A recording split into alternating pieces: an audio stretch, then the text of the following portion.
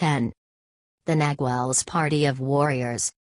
When Don Juan judged that the time was right for me to have my first encounter with his warriors, he made me shift levels of awareness.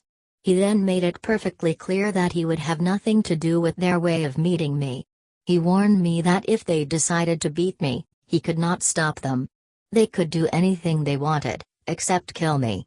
He stressed over and over again that the warriors of his party were a perfect replica of his benefactors, except that some of the women were more fierce, and all the men were utterly unique and powerful. Therefore, my first encounter with them might resemble a head-on collision. I was nervous and apprehensive on the one hand, but curious on the other. My mind was running wild with endless speculations, most of them about what the warriors would look like. Don Juan said that he had the choice either of coaching me to memorize an elaborate ritual, as he had been made to do, or of making it the most casual encounter possible. He waited for an omen to point out which alternative to take. His benefactor had done something similar, only he had insisted Don Juan learn the ritual before the omen presented itself. When Don Juan revealed his sexual daydreams of sleeping with 4 women, his benefactor interpreted it as the omen, chucked the ritual, and ended up pleading like a hog dealer for Don Juan's life. In my case, Don Juan wanted an omen before he taught me the ritual. That omen came when Don Juan and I were driving through a border town in Arizona and a policeman stopped me. The policeman thought I was an illegal alien. Only after I had shown him my passport, which he suspected of being a forgery, and other documents, did he let me go. Don Juan had been in the front seat next to me all the time, and the policeman had not given him a second glance. He had focused solely on me. Don Juan thought the incident was the omen he was waiting for. His interpretation of it was that it would be very dangerous for me to call attention to myself, and he concluded that my world had to be one of utter simplicity and candor. Elaborate ritual and pomp were out of character for me. He conceded, however, that a minimal observance of ritualistic patterns was in order when I made my acquaintance with his warriors. I had to begin by approaching them from the south, because that is the direction that power follows in its ceaseless flux. Life force flows to us from the south, and leaves us flowing toward the north. He said that the only opening to a Nagual's world was through the south, and that the gate was made by 2 female warriors, who would have to greet me and would let me go through if they so decided. He took me to a town in central Mexico, to a house in the countryside. As we approached it on foot from a southerly direction, I saw 2 massive Indian women standing 4 feet apart, facing each other. They were about 30 or 40 feet away from the main door of the house, in an area where the dirt was hard-packed. The 2 women were extraordinarily muscular and stern. Both had long, jet-black hair held together in a single thick braid. They looked like sisters. They were about the same height and weight. I figured that they must have been around 5 feet 4, and weighed 150 pounds. One of them was extremely dark, almost black, the other much lighter. They were dressed like typical Indian women from central Mexico, long, full dresses and shawls, homemade sandals. Don Juan made me stop 3 feet from them. He turned to the woman on our left and made me face her. He said that her name was Cecilia and that she was a dreamer. He then turned abruptly, without giving me time to say anything, and made me face the darker woman, to our right. He said that her name was Delia and that she was a stalker. The women nodded at me. They did not smile or move to shake hands with me, or make any gesture of welcome. Don Juan walked between them as if they were 2 columns marking a gate. He took a couple of steps and turned as if waiting for the women to invite me to go through. The women stared at me calmly for a moment. Then Cecilia asked me to come in, as if I were at the threshold of an actual door. Don Juan led the way to the house. At the front door we found a man. He was very slender. At first sight he looked extremely young, but on closer examination he appeared to be in his late 50s. He gave me the impression of being an old child, small, wiry, with penetrating dark eyes. He was like an elfish apparition, a shadow. Don Juan introduced him to me as Emilito, and said that he was his courier and all-around helper, who would welcome me on his behalf.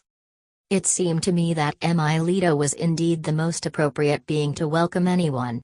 His smile was radiant, his small teeth were perfectly even. He shook hands with me, or rather he crossed his forearms and clasped both my hands. He seemed to be exuding enjoyment. Anyone would have sworn that he was ecstatic in meeting me. His voice was very soft and his eyes sparkled. We walked into a large room. There was another woman there. Don Juan said that her name was Teresa and that she was Cecilia's and Delia's courier.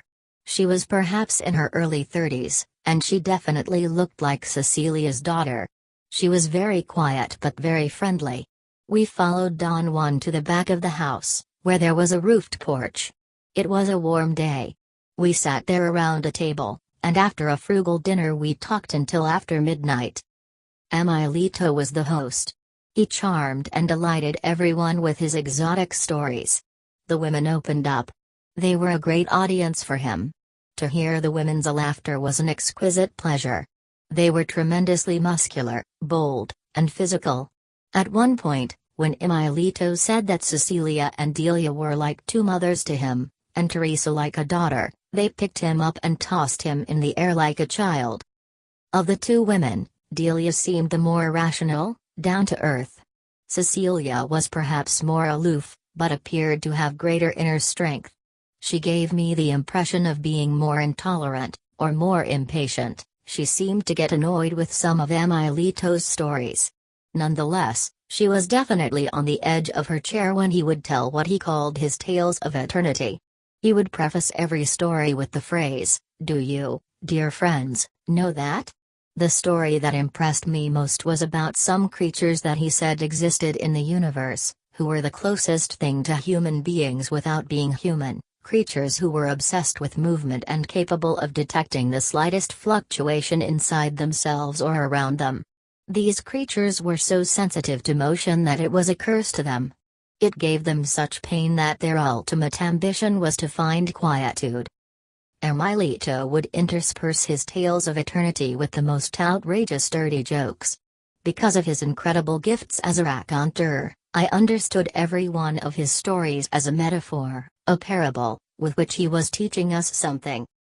Don Juan said that Emilito was merely reporting about things he had witnessed in his journeys through eternity. The role of a courier was to travel ahead of the Nagual, like a scout in a military operation. Emilito went to the limits of the second attention, and whatever he witnessed he passed on to the others. My second encounter with Don Juan's warriors was just as contrived as the first. One day Don Juan made me shift levels of awareness and told me that I had a second appointment. He made me drive to Zacatecas in northern Mexico. We arrived there very early in the morning. Don Juan said that that was only a stopover, and that we had until the next day to relax before we embarked on my second formal meeting to make the acquaintance of the Eastern women and the scholar warrior of his party. He explained then an intricate and delicate point of choice. He said that we had met the South and the courier in the mid-afternoon, because he had made an individual interpretation of the rule and had picked that hour to represent the night. The South was really the night, a warm, friendly, cozy night, and properly we should have gone to meet the two southerly women after midnight. However, that would have been inauspicious for me because my general direction was toward the light, toward optimism, an optimism that works itself harmoniously into the mystery of darkness. He said that that was precisely what we had done that day. We had enjoyed each other's company and talked until it was pitch black. I had wondered why they did not light their lanterns. Don Juan said that the east, on the other hand, was the morning, the light, and that we would meet the easterly women the next day at mid-morning. Before breakfast we went to the plaza and sat down on a bench. Don Juan told me that he wanted me to remain there and wait for him while he ran some errands. He left and shortly after he had gone, a woman came and sat down on the other end of the bench. I did not pay any attention to her and started reading a newspaper. A moment later another woman joined her. I wanted to move to another bench, but I remembered that Don Juan had specifically said that I should sit there. I turned my back to the women and had even forgotten that they were there, Since they were so quiet, when a man greeted them and stood facing me, I became aware from their conversation that the women had been waiting for him. The man apologized for being late. He obviously wanted to sit down. I slid over to make room for him. He thanked me profusely and apologized for inconveniencing me. He said that they were absolutely lost in the city because they were rural people, and that once they had been to Mexico City and had nearly died in the traffic. He asked me if I lived in Zacatecas. I said no and was going to end our conversation right there, but there was something very winning about his smile. He was an old man, remarkably fit for his age. He was not an Indian. He seemed to be a gentleman farmer from a small rural town. He was wearing a suit and had a straw hat on. His features were very delicate. His skin was almost transparent. He had a high-bridged nose, a small mouth, and a perfectly groomed white beard. He looked extraordinarily healthy and yet he seemed frail. He was of medium height and well-built, but at the same time gave the impression of being slender, almost effete. He stood up and introduced himself to me. He told me that his name was Vicente Medrano, and that he had come to the city on business only for the day. He then pointed to the two women and said that they were his sisters. The women stood up and faced us. They were very slim and darker than their brother. They were also much younger. One of them could have been his daughter. I noticed that their skin was not like his, theirs was dry. The two women were very good-looking. Like the man, they had fine features, and their eyes were clear and peaceful. They were about 5'4". They were wearing beautifully tailored dresses, but with their shawls, low-heeled shoes, and dark cotton stockings they looked like well-to-do farm women. The older one appeared to be in her 50s, the younger in her 40s. The man introduced them to me. The older woman was named Carmela and the younger one Hermelinda. I stood up and briefly shook hands with them. I asked them if they had any children. That question was usually a sure conversation opener for me. The women laughed and in unison ran their hands down their stomachs to show me how lean they were. The man calmly explained that his sisters were spinsters, and that he himself was an old bachelor. He confided to me, in a half-joking tone, that unfortunately his sisters were too mannish, they lacked the femininity that makes a woman desirable, and so they had been unable to find husbands. I said that they were better off, considering the subservient role of women in our society. The women disagreed with me. They said that they would not have minded at all being servants if they had only found men who wanted to be their masters. The younger one said that the real problem was that their father had failed to teach them to behave like women. The man commented with a sigh that their father was so domineering that he had also prevented him from marrying by deliberately neglecting to teach him how to be a macho. All three of them sighed and looked gloomy. I wanted to laugh. After a long silence we sat down again and the man said that if I stayed a while longer on that bench I would have a chance to meet their father, who was still very spirited for his advanced age. He added in a shy tone that their father was going to take them to eat breakfast, because they themselves never carried any money. Their father handled the purse strings. I was aghast. Those old people who looked so strong were in reality like weak, dependent children. I said goodbye to them and got up to leave. The man and his sisters insisted that I stay. They assured me that their father would love it if I would join them for breakfast. I did not want to meet their father and yet I was curious. I told them that I myself was waiting for someone. At that, the women began to chuckle and then broke into a roaring laughter. The man also abandoned himself to uncontained laughter. I felt stupid. I wanted to get out of there. At that moment Don Juan showed up and I became aware of their maneuver. I did not think it was amusing. All of us stood up. They were still laughing as Don Juan told me that those women were the East, that Carmela was the stalker and Hermelinda the dreamer, and that Vicente was the warrior scholar and his oldest companion.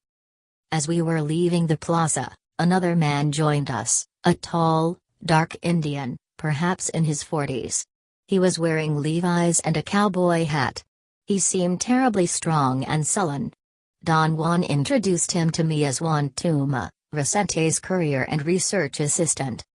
We walked to a restaurant a few blocks away. The women held me between them. Carmela said that she hoped I was not offended by their joke, that they had had the choice of just introducing themselves to me or kidding me. What made them decide to kid me was my thoroughly snobbish attitude in turning my back to them and wanting to move to another bench. Hermlinda added that one has to be utterly humble and carry nothing to defend, not even one's person, that one's person should be protected, but not defended. In snubbing them, I was not protecting but merely defending myself. I felt quarrelsome. I was frankly put out by their masquerade. I began to argue, but before I had made my point, Don Juan came to my side. He told the two women that they should overlook my belligerence, that it takes a very long time to clean out the garbage that a luminous being picks up in the world. The owner of the restaurant where we went knew Vicente and had prepared a sumptuous breakfast for us. All of them were in great spirits, but I was unable to let go of my brooding. Then, at Don Juan's request, Juan Tuma began to talk about his journeys. He was a factual man. I became mesmerized by his dry accounts of things beyond my comprehension. To me, the most fascinating was his description of some beams of light or energy that allegedly crisscross the Earth. He said that these beams do not fluctuate as everything else in the universe does, but are fixed into a pattern. This pattern coincides with hundreds of points in the luminous body. Hermlinda had understood that all the points were in our physical body, but Juan Tuma explained that, since the luminous body is quite big, some of the points are as much as 3 feet away from the physical body. In a sense they are outside of us, and yet they are not, they are on the periphery of our luminosity and thus still belong to the total body. The most important of those points is located a foot away from the stomach, 40 degrees to the right of an imaginary line shooting straight forward.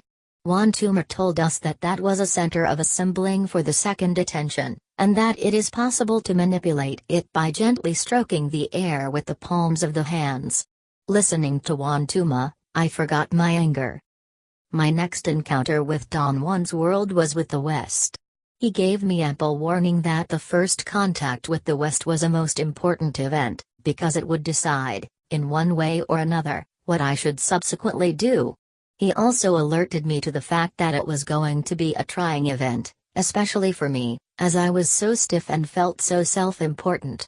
He said that the West is naturally approached at dusk, a time of day which is difficult just in itself, and that his warriors of the West were very powerful, bold, and downright maddening. At the same time, I was also going to meet the male warrior who was the man behind the scenes. Don Juan admonished me to exercise the utmost caution and patience. Not only were the women raving mad, but they and the man the most powerful warriors he had ever known. They were, in his opinion, the ultimate authorities of the second attention. Don Juan did not elaborate any further. One day, as though on the spur of the moment, he suddenly decided that it was time to start on our trip to meet the Westerly women. We drove to a city in northern Mexico. Just at dusk, Don Juan directed me to stop in front of a big unlit house on the outskirts of town. We got out of the car and walked to the main door. Don Juan knocked several times. No one answered. I had the feeling that we had come at the wrong time. The house seemed empty. Don Juan kept on knocking until he apparently got tired. He signaled me to knock. He told me to keep on doing it without stopping because the people who lived in there were hard of hearing. I asked him if it would be better to return later or the next day. He told me to keep on banging on the door. After a seemingly endless wait, the door began to open slowly. A weird-looking woman stuck her head out and asked me if my intention was to break down the door or to anger the neighbors and their dogs. Don Juan stepped forward to say something. The woman stepped out and forcefully brushed him aside. She began to shake her finger at me, yelling that I was behaving as if I owned the world, as if there were no one else besides myself. I protested that I was merely doing what Don Juan had told me to do. The woman asked if I had been told to break the door down. Don Juan tried to intervene but was again brushed away. The woman looked as if she had just gotten out of bed. She was a mess. Our knocking had probably awakened her, and she must have put on a dress from her basket of dirty clothes. She was barefoot, her hair was graying and terribly unkempt. She had red, beady eyes. She was a homely woman, but somehow very impressive, rather tall, about 5 feet 8, dark and enormously muscular. Her bare arms were knotted with hard muscles. I noticed that she had beautifully shaped calves. She looked me up and down, towering over me, and shouted that she had not heard my apologies. Don Juan whispered to me that I should apologize loud and clear. Once I had done that, the woman smiled and turned to Don Juan and hugged him as if he were a child. She grumbled that he should not have made me knock because my touch on the door was too shifty and disturbing. She held Don Juan's arm and led him inside, helping him over the high threshold. She called him dearest little old man. Don Juan laughed. I was appalled to see him acting as if he were delighted at the absurdities of that scary woman. Once she had helped the dearest little old man into the house, she turned to me and made a gesture with her hand to shoo me away, as if I were a dog. She laughed at my surprise. Her teeth were big and uneven, and filthy. Then she seemed to change her mind and told me to come in. Don Juan was heading to a door that I could barely see at the end of a dark hall. The woman scolded him for not knowing where he was going. She took us through another dark hall. The house seemed to be enormous, and there was not a single light in it.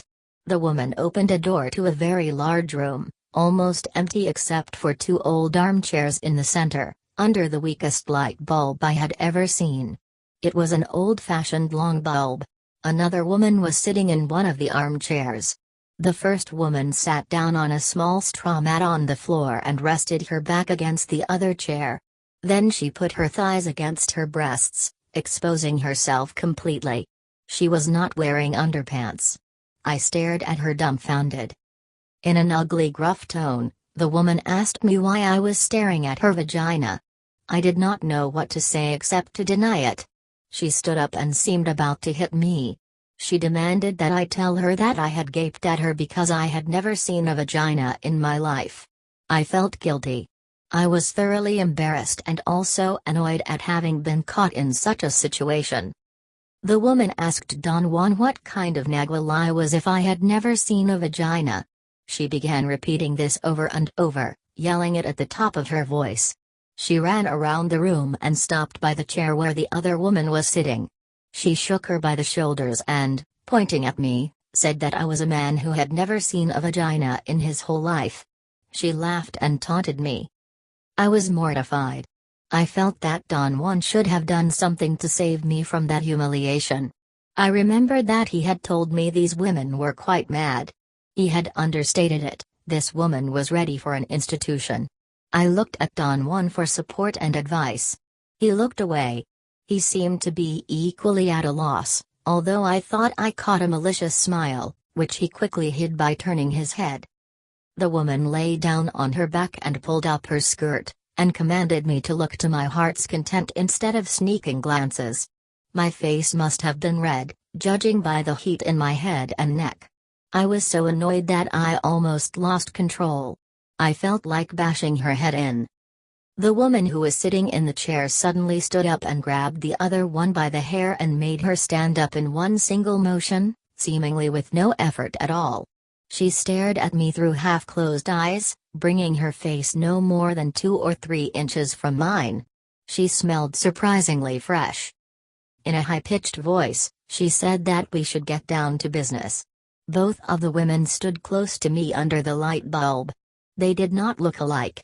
The second woman was older, or looked older, and her face was covered by a thick coat of cosmetic powder that gave her a clownish appearance. Her hair was neatly arranged in a chignon. She seemed calm except for a continuous tremor in her lower lip and chin. Both women were equally tall and strong-looking. They towered menacingly over me and stared at me for a long time. Don Juan did not do anything to break their fixation. The older woman nodded her head, and Don Juan told me that her name was Zuleika and that she was a dreamer. The woman who had opened the door was named Zoila, and she was a stalker. Zuleika turned to me and, in a parrot-like voice, asked me if it was true that I had never seen a vagina. Don Juan could not hold his composure any longer and began to laugh. With a gesture, I signaled him that I did not know what to say. He whispered in my ear that it would be better for me to say that I had not, otherwise I should be prepared to describe a vagina, because that was what Zuleika would demand that I do next. I answered accordingly, and Zuleika said that she felt sorry for me. Then she ordered Zoila to show me her vagina. Zoila lay down on her back under the light bulb and opened her legs. Don Juan was laughing and coughing. I begged him to get me out of that madhouse. He whispered in my ear again that I had better take a good look and appear attentive and interested, because if I did not we would have to stay there until Kingdom Come. After my careful and attentive examination, Zuleika said that from then on I could brag that I was a connoisseur, and that if I ever stumbled upon a woman without pants, I would not be so coarse and obscene as to let my eyes pop out of their sockets, because now I had seen a vagina. Zuleika very quietly led us to the patio. She whispered that there was someone out there waiting to meet me. The patio was pitch black. I could hardly make out the silhouettes of the others. Then I saw the dark outline of a man standing a few feet away from me. My body experienced an involuntary jolt. Don Juan spoke to the man in a very low voice, saying that he had brought me to meet him. He told the man my name.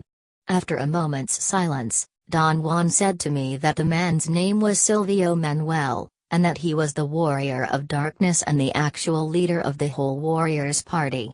Then Silvio Manuel spoke to me. I thought that he must have had a speech disorder. His voice was muffled and the words came out of him like spurts of soft coughing.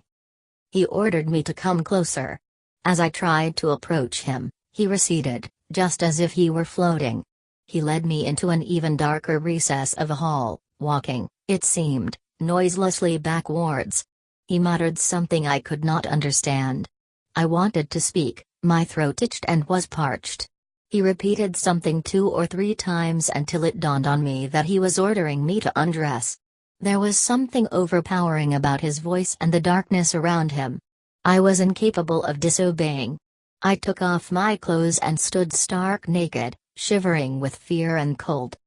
It was so dark that I could not see if Don Juan and the 2 women were around. I heard a soft prolonged hissing from a source a few feet away from me, then I felt a cool breeze. I realized that Silvio Manuel was exhaling his breath all over my body. He then asked me to sit on my clothes and look at a bright point which I could easily distinguish in the darkness, a point that seemed to give out a faint amber light. I stared at it for what seemed hours, until I suddenly realized that the point of brightness was Silvio Manuel's left eye. I could then make out the contour of his whole face and his body. The hall was not as dark as it had seemed. Silvio Manuel advanced to me and helped me up. To see in the dark with such clarity enthralled me. I did not even mind that I was naked or that, as I then saw, the 2 women were watching me. Apparently they could also see in the dark, they were staring at me. I wanted to put on my pants, but Zoila snatched them out of my hands. The 2 women and Silvio Manuel stared at me for a long time. Then Don Juan came out of nowhere, handed me my shoes, and Zoila led us through a corridor to an open patio with trees. I made out the dark silhouette of a woman standing in the middle of the patio. Don Juan spoke to her and she mumbled something in reply. He told me that she was a southerly woman, that her name was Marta, and that she was a courier to the 2 westerly women. Marta said that she could bet I had never been introduced to a woman while I was naked, that the normal procedure is to get acquainted and then undress. She laughed out loud. Her laughter was so pleasing, so clear and youthful, that it sent chills through me. It reverberated through the whole house, enhanced by the darkness and the silence there. I looked to Don Juan for support. He was gone and so was Silvio Manuel. I was alone with the 3 women. I became very nervous and asked Marta if she knew where Don Juan had gone. At that precise moment, someone grabbed the skin of my armpits. I yelled with pain. I knew that it was Silvio Manuel.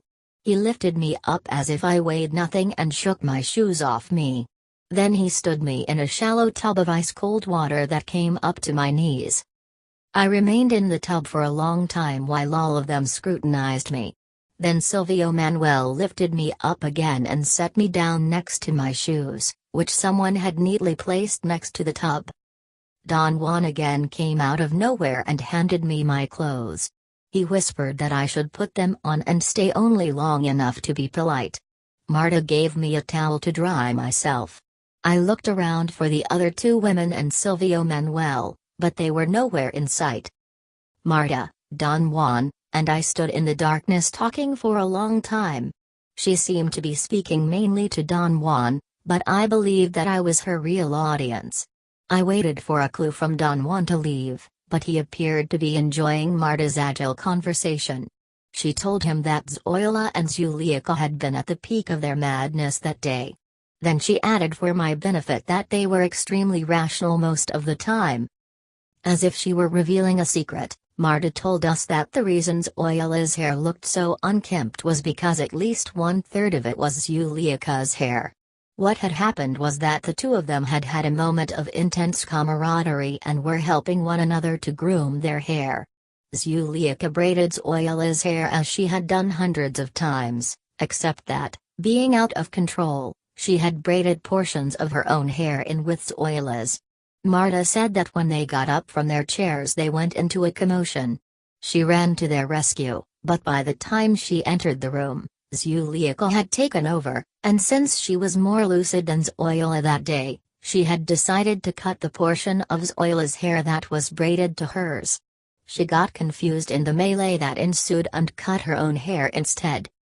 Don Juan was laughing as if it were the funniest thing ever. I heard soft cough-like bursts of laughter coming from the darkness on the far side of the patio. Marta added that she had to improvise a chignon until Zuleika's hair grew out. I laughed along with Don Juan. I liked Marta. The two other women were abhorrent to me, they gave me a sensation of nausea. Marta, on the other hand, seemed a paragon of calm and silent purpose. I could not see her features, but I imagined her to be very beautiful. The sound of her voice was haunting. She very politely asked Don Juan if I would accept something to eat. He replied that I did not feel comfortable with Zuleika and Zoila, and that I would probably get sick to my stomach. Marta assured me that the two women were gone and took my arm and led us through the darkest hall yet into a well-lit kitchen. The contrast was too great for my eyes. I stood in the doorway trying to get used to the light. The kitchen had a very high ceiling and was fairly modern and adequate. We sat in a sort of dinette area. Marta was young and very strong. She had a plump, voluptuous figure, a round face, and a small nose and mouth. Her jet black hair was braided and coiled around her head. I thought that she must have been as curious to examine me as I had been to see her. We sat and ate and talked for hours. I was fascinated by her. She was an uneducated woman, but she held me spellbound with her talk. She gave us detailed accounts of the preposterous things that Zoila and Zuleika did when they were mad. As we drove away, Don Juan expressed his admiration for Marta. He said that she was perhaps the finest example he knew of how determination can affect a human being.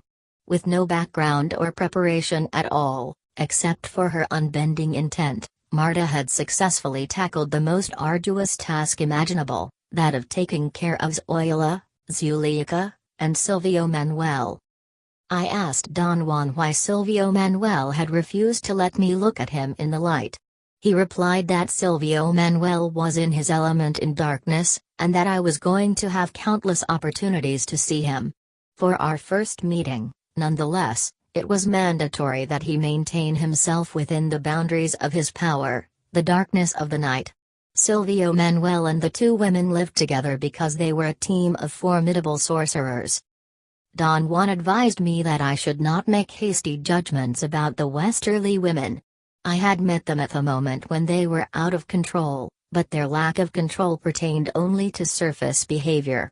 They had an inner core which was unalterable, thus, even at the time of their worst madness they were capable of laughing at their own aberration, as if it were a performance staged by someone else.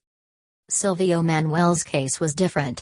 He was in no way deranged. In fact, it was his profound sobriety that enabled him to deal so effectively with those two women, because he and they were opposite extremes. Don Juan said that Silvio Manuel had been born that way and everyone around him acknowledged his difference. Even his benefactor, who was stern and unsparing with everybody, lavished a great deal of attention on Silvio Manuel. It took Don Juan years to understand the reason for this preference. Due to something inexplicable in his nature, once Silvio Manuel had entered into the left side awareness, he never came out of it. His proclivity to remain in a state of heightened awareness, coupled with the superb leadership of his benefactor, allowed him to arrive before anyone else not only at the conclusion that the rule is a map and there is in fact another kind of awareness but also to the actual passageway into that other world of awareness. Don Juan said that Silvio Manuel, in a most impeccable manner, balanced his excessive gains by putting them at the service of their common purpose. He became the silent force behind Don Juan. My last introductory encounter with Don Juan's warriors was with the North. Don Juan took me to the city of Guadalajara to fulfill that meeting. He said that our appointment was only a short distance from the center of town and had to be at noon, because the North was the midday. We left the hotel around 11 a.m. and took an easy stroll through the downtown area. I was walking along without watching where I was going, worried about the meeting, and I collided head-on with a lady who was rushing out of a store. She was carrying packages, which scattered all over the ground. I apologized and began to help her pick them up. Don Juan urged me to hurry because we were going to be late. The lady seemed to be stunned. I held her arm. She was a very slender, tall woman, perhaps in her 60s, very elegantly dressed. She seemed to be a lady of social standing. She was exquisitely polite and assumed the blame, saying that she had been distracted looking for her manservant. She asked me if I would help her locate him in the crowd. I turned to Don Juan. He said that the least I could do after nearly killing her was to help her. I took her packages and we walked back into the store. A short distance away I spotted a forlorn-looking Indian who seemed thoroughly out of place there. The lady called him and he came to her side like a lost puppy. He looked as if he was about to lick her hand. Don Juan was waiting for us outside the store. He explained to the lady that we were in a hurry and then told her my name. The lady smiled graciously and initiated a handshake. I thought that in her youth she must have been ravishing, because she was still beautiful and alluring. Don Juan turned to me and abruptly said that her name was Nelita, that she was of the North, and that she was a dreamer. Then he made me face the manservant and said that his name was Genaro Flores, and that he was the man of action, the warrior of deeds in the party. My surprise was total. All three of them had a belly laugh. The greater my dismay, the more they seemed to enjoy it. Don Genaro gave the packages away to a group of children, telling them that his employer, the kind lady who was talking, had bought those things as a present for them. It was her good deed for the day. Then we strolled in silence for half a block. I was tongue-tied. Suddenly Nelita pointed to a store and asked us to wait just an instant because she had to pick up a box of nylons that they were holding for her there.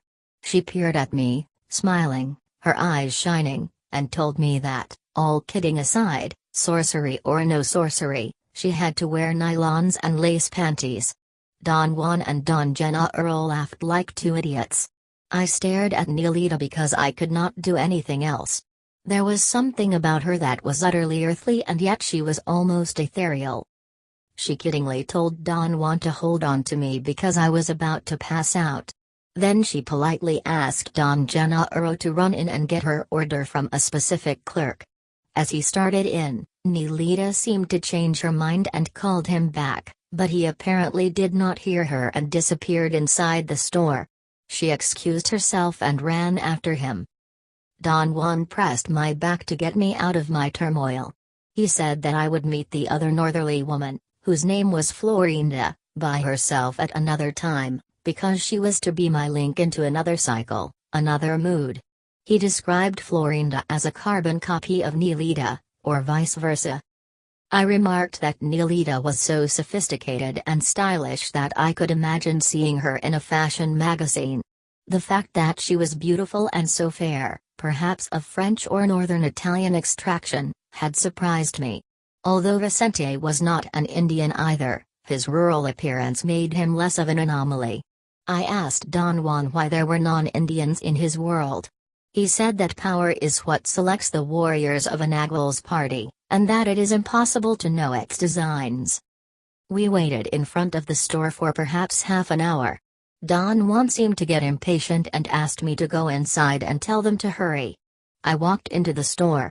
It was not a big place, there was no back door, and yet they were nowhere in sight.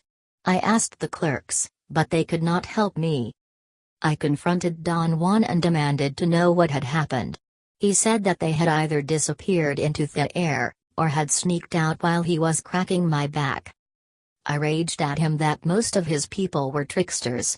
He laughed until tears were rolling down his cheeks. He said that I was the ideal dupe. My self-importance made me a most enjoyable subject. He was laughing so hard at my annoyance that he had to lean against a wall. La Gorda gave me an account of her first meeting with the members of Don Juan's party. Her version differed only in content, the form was the same. The warriors were perhaps a bit more violent with her, but she had understood this as their attempt to shake her out of her slumber, and also as a natural reaction to what she considered her ugly personality. As we reviewed Don Juan's world, we realized that it was a replica of his benefactor's world. It could be seen as consisting either of groups or households. There was a group of 4 independent pairs of apparent sisters who worked and lived together, another group of 3 men who were Don Juan's age and were very close to him, a team of 2 somewhat younger men, the couriers Emilito and Juan Tuma, and finally a team of 2 younger, southerly women who seemed to be related to each other, Marta and Teresa. At other times it could be seen as consisting of 4 separate households, located quite far from one another in different areas of Mexico. One was made up of the 2 westerly women, Zuliaca and Zoila, Silvio Manuel, and the courier Marta. The next was composed of the southerly women, Cecilia and Delia, Don Juan's courier, Emilito, and the courier Teresa. Another household was formed by the easterly women, Carmela and Hermelinda, Vicente, and the courier Juan Tuma, and the last, of the northerly women, Neelita and Florinda, and Don Genaro. According to Don Juan, his world did not have the harmony and balance of his benefactors. The only 2 women who thoroughly balanced one another, and who looked like identical twins were the northerly warriors, Neelita and Florinda. Neelita once told me in casual conversation, they were so alike that they even had the same blood type. For me, one of the most pleasant surprises of our interaction was the transformation of Zuliaca and Zoila, who had been so abhorrent. They turned out to be, as Don Juan had said, the most sober and dutiful warriors imaginable. I could not believe my eyes when I saw them again. Their mad spell had passed and they now looked like 2 well-dressed Mexican ladies, tall, dark, and muscular, with brilliant dark eyes like pieces of shiny black obsidian. They laughed and joked with me about what had happened the night of our first meeting, as if someone else and not they had been involved in it. I could easily understand Don Juan's turmoil with the westerly warriors of his benefactor's party. It was impossible for me to accept that Zuliaca and Zoila could ever turn into such obnoxious, nauseating creatures as I had first encountered. I was to witness their metamorphoses many times, yet I was never again able to judge them as harshly as I had on our first encounter. More than anything else, their outrages made me feel sad. But the biggest surprise to me was Silvio Manuel. In the darkness of our first meeting I had imagined him to be an imposing man, an overpowering giant. In fact, he was tiny, but not small-boned tiny. His body was like the body of a jockey, small, yet perfectly proportioned. He looked to me as if he might be a gymnast. His physical control was so remarkable that he could puff himself up like a toad, to nearly twice his size, by contracting all the muscles of his body. He used to give astounding demonstrations of how he could dislodge his joints and put them back together again without any overt signs of pain. Looking at Silvio Manuel, I always experienced a deep unfamiliar feeling of fright. To me he seemed like a visitor from another time. He was pale dark, like a bronze statue. His features were sharp, his aquiline nose, full lips, and widely separated, slanted eyes made him look like a stylized figure on a Mayan fresco. He was friendly and warm during the daytime, but as soon as the twilight set in, he would become unfathomable. His voice would change. He would sit in a dark corner and let the darkness swallow him. All that was visible of him was his left eye, which remained open and acquired a strange shine, reminiscent of the eyes of a feline. A secondary issue that came up in the course of our interaction with Don Juan's warriors was the subject of controlled folly. Don Juan gave me a succinct explanation once when he was discussing the two categories into which all the women warriors are mandatorily divided, the dreamers and the stalkers. He said that all the members of his party did dreaming and stalking as part of their daily lives, but that the women who made up the planet of the dreamers and the planet of the stalkers were the foremost authorities on their respective activities. The stalkers are the ones who take the brunt of the daily world. They are the business managers, the ones who deal with people. Everything that has to do with the world of ordinary affairs goes through them. The stalkers are the practitioners of controlled folly, just as the dreamers are the practitioners of dreaming. In other words, controlled folly is the basis for stalking, as dreams are the basis for dreaming. Don Juan said that, generally speaking, a warrior's greatest accomplishment in the second attention is dreaming, and in the first attention his greatest accomplishment is stalking. I had misunderstood what Don Juan's warriors were doing to me in our first meetings. I took their actions as instances of trickery, and that would still be my impression today had it not been for the idea of controlled folly. Don Juan said that their actions with me had been masterful lessons in stalking.